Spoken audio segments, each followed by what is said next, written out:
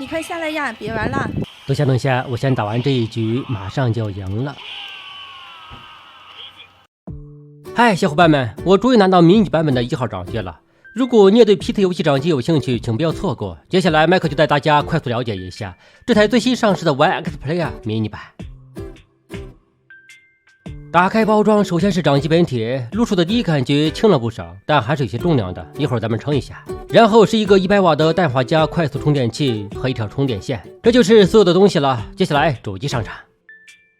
能够明显的感觉到，相比正常尺寸，迷你版本小巧了许多，同时屏幕也由8.4寸变成了7寸，所以整体尺寸上它其实和一台 Switch 差不多了。可以看到机身底部的磁吸键盘接口变成一个 C 口，意味着迷你版的定位更加明确，就是主打游戏。机身背部取消了桌面支架，去掉了音量调节以及电源指纹解锁2合1键，然后移到了顶部，其他接口都予以保留。然后迷你版的另一个变化就是这边缘变得更加圆润了，这将更好的贴合手掌。咱们来和正常尺寸的版本做一个对比，可以看到尺寸上的区别还是蛮大的，整整小了一大圈。所以个人认为迷你版本才算得上是一台真正的 PT 游戏掌机，不需要那些多样化的功能，就是只为了游戏而生。经过称重，这台迷你版只有583.4克，而它哥的重量是808.4克，相差225克，这将更加适合长时间的双手持握。要知道，当我们躺着玩的时候，玩一手滑，8.4寸的版本危险性还是蛮大的。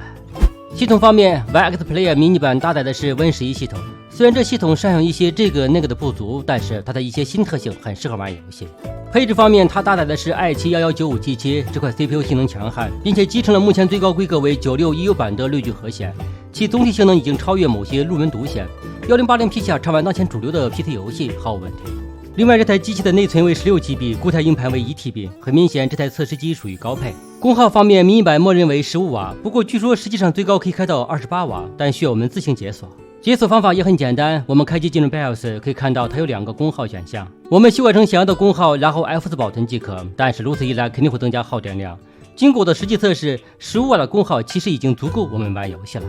经过上手测试，这台迷你版的游戏性能和它哥没啥区别，同样可以非常流畅的玩耍地平线5这类大制作，没有一点延迟或者卡顿发生。但是只需要你自行把显卡驱动升级到最新版本，才能充分发挥出96EU版的性能。瞧，这画质还不错吧？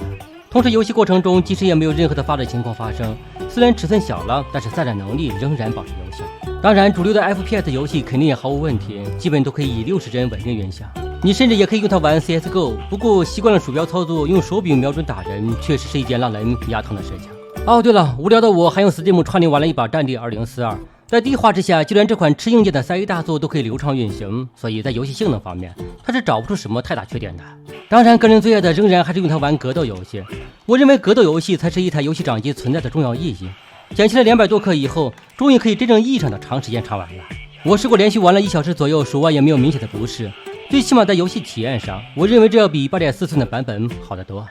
所以综上所述，这台 YX Player 迷你才是我个人心目中真正的 PT 游戏掌机，无论是从游戏性能上还是其便携性上。其实我们玩家对于一台 Windows 游戏掌机的需求很简单，随时随地想玩就玩，这台1号掌机终于做到了。